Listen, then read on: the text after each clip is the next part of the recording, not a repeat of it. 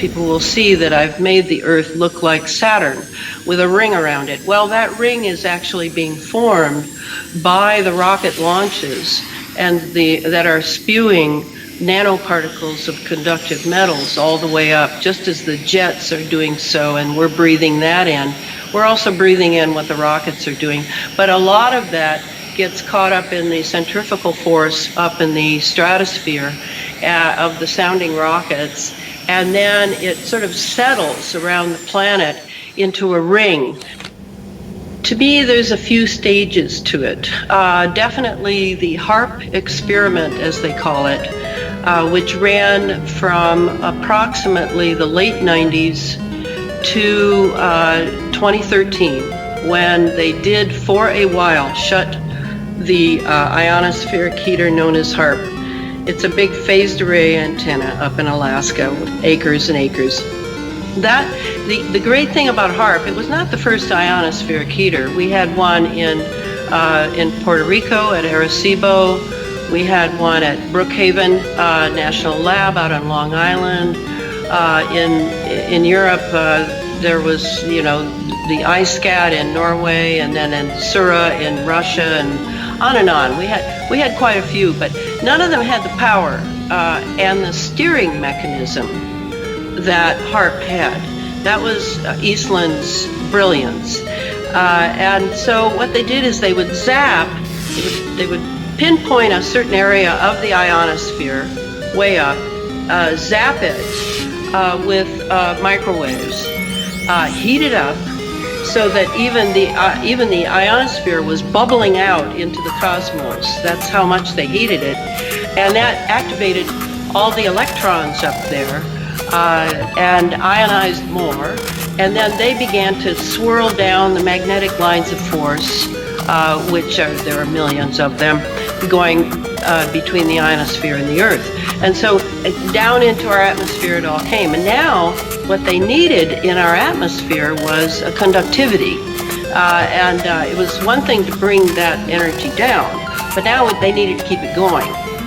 They would require chemical particulates in the atmosphere in order to have ionospheric heaters like HAARP work for what they wanted. And they wanted the juice from the ionosphere far above us. They wanted to bring some of those ions down to our atmosphere and turn our atmosphere basically into a battery, an antenna, an electrified atmosphere for wireless operations that were military in nature.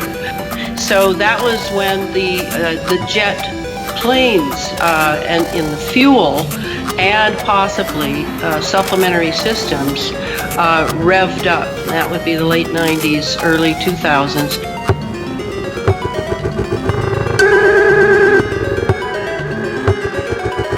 Clifford Carnicom was watching the beautiful blue azure skies of northern New Mexico blighted by these long, looking like condensation trails, but lasting far longer than any condensation trail ever would last, and then filtering out into a cirrus cloud cover. And he was collecting what was falling down from that in his HEPA filter. He was collecting condensation, analyzing, etc. So between bringing the ions down and then getting a conductivity of tiny particles that would be distributed in the stratosphere, but would eventually filter down into our atmosphere in order to control the weather. Because weather is not just control over the earth and political control over nations. You bring a drought, you bring flooding. Right now, Europe is undergoing amazing flooding. And so it's a weapon for political purposes, but also it is a means to keep the ionization activated in the atmosphere. Lightning, storms, what they would be using in order to move the weapon systems like NEXRADs, radar installations, lasers. All of this is electrifying is quickening. So they were trying to get it so that it would be, you'd be using the energy and you'd be building the energy, using the energy and building it. Meanwhile, the ionospheric heaters are still zapping the ionosphere, bringing more down when they need it for various purposes.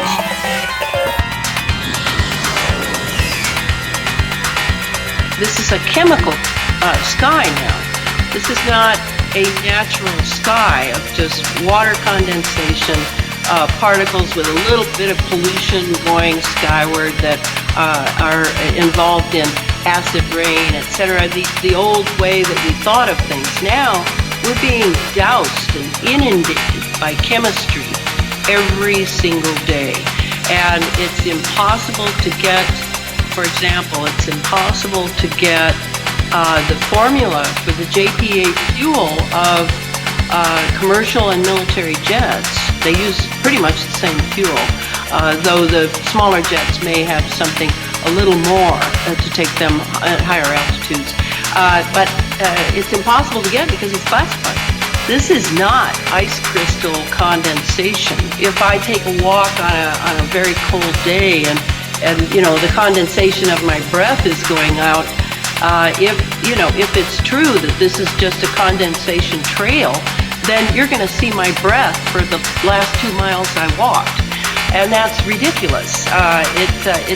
If it's water vapor, it's going to just dissipate within 30 seconds from a jet at 30,000 feet, 35,000, 40,000. But if it's chemicals, and the fuel is made of chemicals. I mean, what is the problem here? All the fuel is spewing out chemicals, and we know approximately what's in it, barium, strontium, aluminum, etc. Then you're going to have that in the atmosphere, and it's not going to dissipate. It's going to fall because it has nanoparticles in it, and gravity holds sway, and down it comes.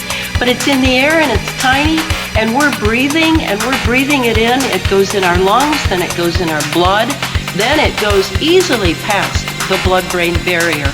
And lo and behold, we're at the statistics of increase in Alzheimer's and autism that's going through the roof. So we're not just breathing in conductive metals. We're breathing in sensors, what they call MEMS, GEMS, and NEMS, that are loosed by the trillions for space situational awareness, SSA. They loose it up in the stratosphere, down they come, we breathe them into our brain they go. Then there's microprocessors in the sensors, of course, but just microprocessors like little nanobots. We're breathing those in as well. They're alive in us. We're in a war here. We're in a war. We're under it now. The AI is functioning. So we've got the microprocessors in us. These can be remotely, and the sensors are remotely communicated with. That means at some sort of center, maybe a guy on a laptop in Denver or in Colorado Springs. That's his job. He keeps track of the so-called this kind of sensor, this kind of microprocessor. Another guy keeps track of others. And then you have the pathogens. And the Morgellons pathogen is not just biological. That's really important to know. Clifford Carnicom has determined that we have all breathed them in. We all have them in us, or it can't be just his sampling of 200 or so people from 10 years ago. So I assume it's similar to what happened with AIDS. When AIDS was created, they had the antidote for those who were in the in club. And I would assume the same is going on now. I noticed, a couple, 3 years ago, how millionaires and billionaires are building underground. Okay, that was interesting. I'm sure they're going to have state-of-the-art filter systems for water and air. I'm sure that they may even have a vaccine that they can take, which will keep them safe from the nanoparticles that are in their body. Maybe they'll be able to expel them. Maybe they have the ultimate royal rife machines that can drive them out.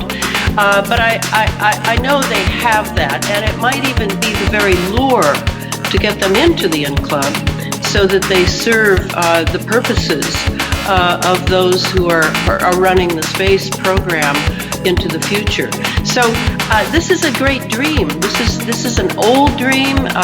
It goes into secret societies like the ones that President Kennedy was speaking against in the days before his assassination. The dream is worth it to many of these, and they will go on. And that also makes me think that we're in a transition phase, that they will eventually find a way to do this, keep the atmosphere ionized for all the operations they need, without all the heavy metal contamination. I think this is transition. I know they're experimenting a lot with plasma in the atmosphere, and that's the fourth state of matter. I would almost call it, as I do in the book, the first state of matter. But there are many plasma experiments going on, and plasma can be used as a fuel. It can be used to create entities of sorts. I think they're just tickle pink to have discovered Pandora's box, get it, pried it open, and now it's just that there's going to be a lot of fallout, because this is a living planet, and whole forests are dying now from the aluminum nanoparticles that are destroying the soil under them and destroying their bark and their whole life system. So the distraction was, it's all about carbons, and it's because of your cars that this is happening, and so now we're going to make you pay and decrease your carbon footprint.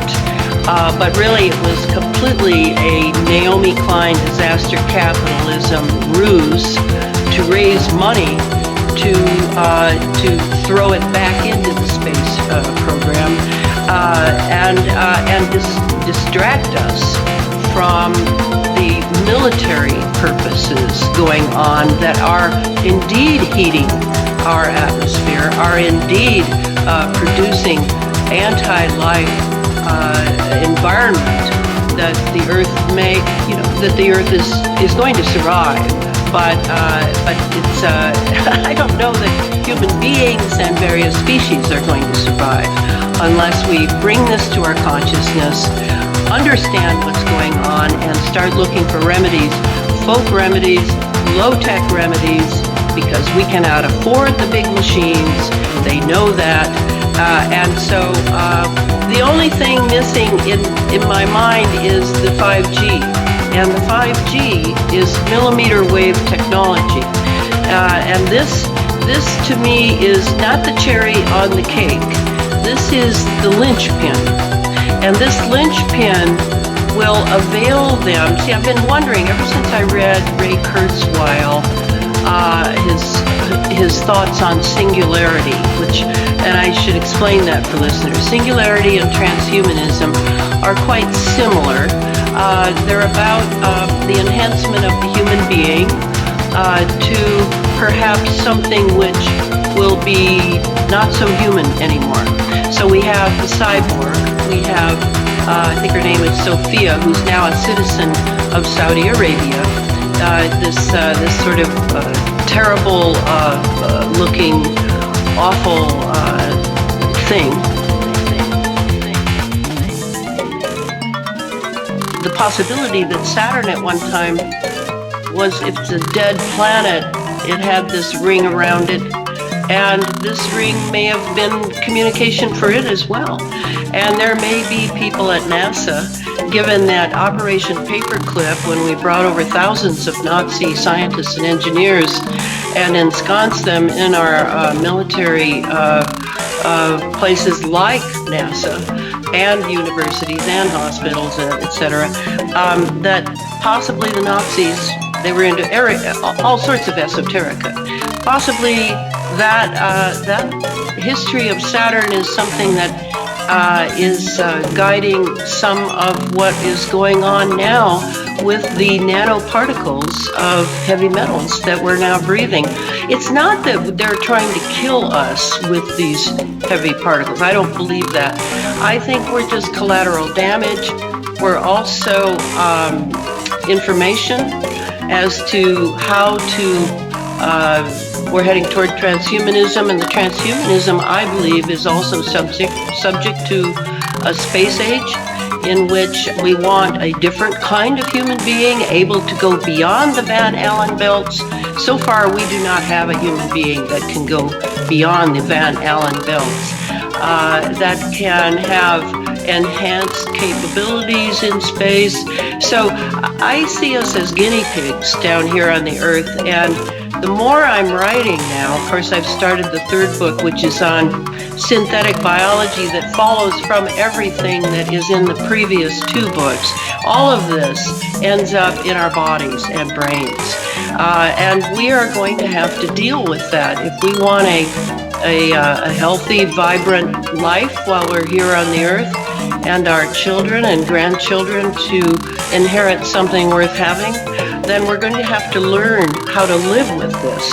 I'm not one of the people that thinks that if we can just consolidate and maybe get some legislators to pay attention and maybe get this and that.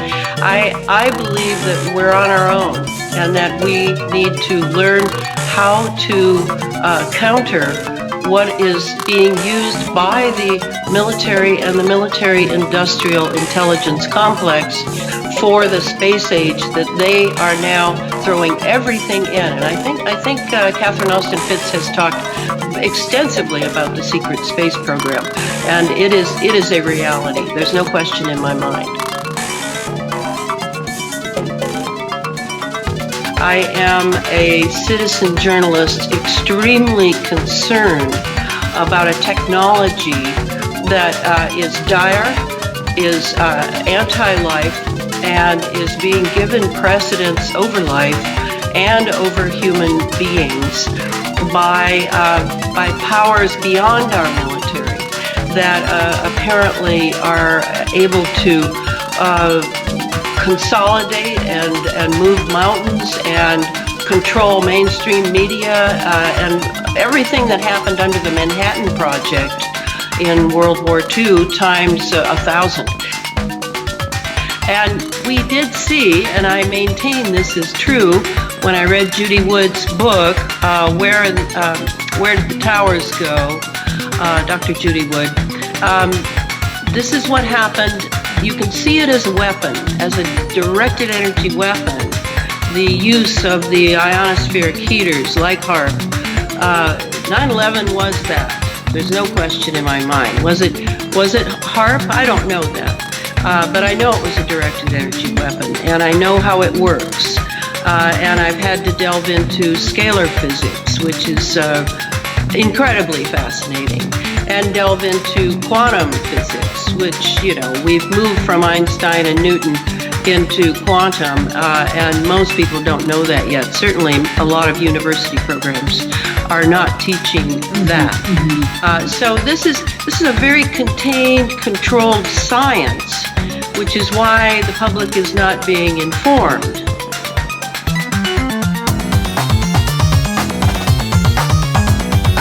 We're in a war here. We're in a war. We're in a war here. We're in a war. We're in a war here. We're in a war. We're in a war here. We're in a war.